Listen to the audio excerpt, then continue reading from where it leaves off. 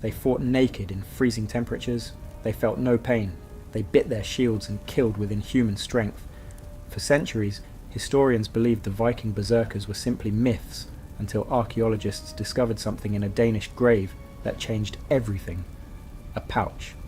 A simple leather pouch found in a 900 AD burial site at Fyrkat, Denmark. Inside, seeds. Black Henbane seeds, belonging to a high-status priestess who knew exactly what she was doing. And suddenly everything made sense. What if the most feared warriors in history were actually high out of their minds? This is the story of the Viking drug trade, and trust me, it's way darker than you think. Let's talk about Black Henbane. Scientific name, Hyoscyamus niger. That literally translates to hog's bean. Yeah, not exactly a friendly name. The name Henbane dates back to 1265 AD. And here's the thing about that word bane. It means thing that causes death. So right there, medieval Europeans were basically calling it the plant that kills chickens. Great start. This plant, yellow flowers with purple veins, sticky hairs all over the stems, looks almost beautiful until you learn what's inside. Every part of this plant contains alkaloids, hyoscyamine, atropine, tropane, scopolamine. These are anticholinergic agents that literally block the neurotransmitters in your brain. Now, in small to medium doses, this is where it gets interesting. Hallucinations. Your pupils dilate until your eyes look black. Restlessness. Your skin flushes red and swells up. You feel manic and drowsy at the same time, which shouldn't even be possible. Your teeth start chattering. You get chills, then fever. Your blood pressure drops. And here's the kicker. You feel no pain. Sound familiar? But don't take my word for it. In 1966, a German writer named Gustav Schenk decided to, let's say, do some field research. He inhaled henbane smoke and wrote about what happened. My teeth were clenched and a dizzy rage took possession of me. I experienced an intoxicating sensation of flying. I was seized with the fear that I was falling apart. Great trip report, Gustav. Totally sounds safe. Now, you might be thinking, wait, what about those red mushrooms? The fly agaric? That's what everyone says Vikings used. Yeah, no. Here's what the Stockholm Viking Museum has to say about that theory. If anything, fly agaric would have made them particularly worthless warriors, since the side effects include drowsiness, vomiting, muscle spasms, and numbness in arms and legs. Not exactly berserker material. Imagine trying to fight while you're vomiting and your legs are numb. You'd be less feared warrior and more easy target. So let's talk about what the ancient texts actually say about berserkers. The Volsung saga describes them like this. They went without armour, were as mad as dogs and wolves, bit their shields, were as strong as bears or oxen. They killed everybody, and neither fire nor iron bit them. This is called going berserk. Neither fire nor iron bit them. Think about that. These weren't just brave warriors, these were people who had completely disconnected from reality. And then there's what happened after, from Egil's saga. While the fit lasted, they were so strong that naught could withstand them. But when it passed off, then they were weaker than their wont.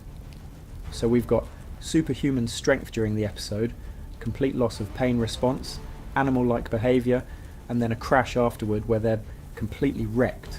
Ethnobotanist from the University of New Brunswick. This guy spent years studying this, and here's what he found. Henbane produces effects consistent with Old Norse literature about berserkers. It causes psychoactive effects, delirious states, dissociation from reality, and dark realistic hallucinations. But here's where it gets really interesting. Fatur says, I've heard many stories of people who take black henbane and wake up days later, not knowing what happened to them. People tend to behave in strange ways, aggressively imitating animals. And that crash the sagas describe, henbane produces brutal after effects, headaches, blurred vision, complete exhaustion. Meanwhile, mushrooms, they don't typically give you that kind of hangover. Now, some things still don't add up perfectly. The shield biting, we can't explain everything, but the teeth chattering, that matches henbane's physical effects exactly. But here's what most people miss. This wasn't just about battle drugs, this was about survival. Imagine you're a Viking, it's negative 40 degrees Fahrenheit. You're thousands of miles from home.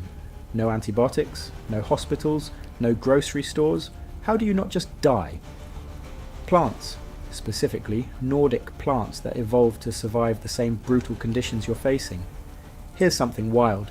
Research shows that plants from harsh Nordic climates develop bioactive compounds that are 3 to 5 times more potent than varieties from milder regions. They had to become stronger to survive, and the Vikings figured out how to use that. Vikings consumed immune-boosting tonics before winter even hit. Preventive medicine was central to their whole philosophy. They weren't just reacting to sickness, they were trying to prevent it. So what was in the Viking pharmacy? For pain and bleeding? Yarrow. They called it Achillea millefolium. It would staunch bleeding and treat wounds. And get this, archaeologists found evidence Vikings were cultivating hemp, not for rope, for CBD oils and creams, painkillers, found in Swedish grave sites. Yeah, Vikings were using CBD. Joe Rogan would love this. For infections, chamomile for swelling and fevers, waybroad for ulcers, watercress for everything from flu to baldness. Apparently Vikings worried about hair loss too, for respiratory issues in that freezing air. Henbane, actually. They'd crush the leaves and stems for cough syrup, burn the plant and use the fumes to treat joint pain, inflamed tendons, gout. But here's what really sets them apart. This wasn't just physical medicine. Magic played a central role. Runes carved into healing tools, charms. Galdu, these were chants or spells sung during treatment. The vulva, the priestesses, they practiced seder, a form of shamanistic magic. They diagnosed ailments caused by curses or supernatural entities. To us that sounds like superstition, but think about it. The placebo effect is real. Belief in healing helps healing. They understood psychology before we even had the word. Now let's be clear about something. This wasn't safe, not even close. Henbane is likely unsafe when used in amounts above 3 grams daily. High doses can cause overheating, reduced sweating, vision disturbances, increased heart rate, drowsiness, restlessness, hallucinations, delirium, manic episodes, and death. Death. That's not a typo. In the Middle Ages, black henbane was widely used in Germany to make beer stronger, until it was prohibited. Why? Numerous cases of poisoning. People died trying to get a better buzz. But here's the twist. We're still using this stuff today. The compounds found in henbane, hyoscyamine and scopolamine, are used in prescription medicines right now to treat nausea and vomiting. We've just figured out how to dose it properly. And this ties directly into modern conversations, psychedelics, performance enhancement, altered states of consciousness, ancient wisdom meeting modern science. The Berserkers were basically Bronze Age biohackers. They were using dangerous plants to hack their nervous systems for combat advantage. No FDA approval, no clinical trials, just trial, error, and a lot of dead experimenters along the way. So did Vikings really use henbane to create berserkers? Here's what Carsten Fatur himself admits.